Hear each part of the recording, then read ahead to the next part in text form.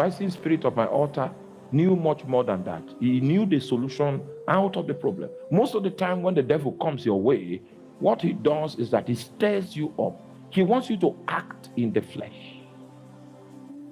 And the moment you act in the flesh, you give him a foothold. He now has a legal right to be a member of your family. Satan has a legal right to be a member of your family. And there are some dimensions of fleshly manifestations that a pastor can go into, and Satan will now have a legal right to be a member of the ministry. That means you will need to cope with Satan. How many of you remember the scripture that I read about Zechariah, that was standing before the angel of the Lord and Satan was standing to resist him? The scenario of that event was before the throne of God, and God was seated, and Satan did not lose grip from Zechariah. Oh, you are not here. You would think that, okay, when Satan sees God, he will run. What gave Satan the empowerment to stand there? It wasn't God that gave him the empowerment, it was Zechariah. And as long as anything has to do with Zechariah, Satan has a valid ground to stand in this space. I've seen all kinds of manifestations of the flesh that have given Satan the empowerment to stand in churches as a church member, to stand in families as a family member. And like I told you the other day, if you see Satan around, he has a threefold agenda to accomplish.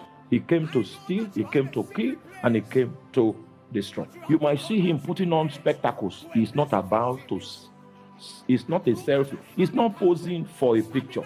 He is looking for a way to kill you. That is actually is tuning his eyes to find occasion.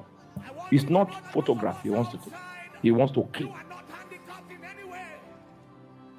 The day you become serious about life, you will become desperate to ensure that you close the door to Satan. And trust me, you are not wise enough. You will need someone wiser than you. This guy's life would have wasted. In the book of Genesis chapter 31, verse 13, Jacob's life would have wasted in the house of Laban, if not that his supervising spirit came and said, go back to the land of your father. Go back! I entered into Benue Hotel here for 3 days. I was fasting. I was praying. I was fasting. I was praying. Only Philip, my friend, and my wife knew that where I was. People were going to my house looking for me. Hey, we have come. Oh. We have come. I was not there. I was in Benue Hotel. I was fasting. I knew God wanted to speak to me, but he will not speak to me. So I remained there.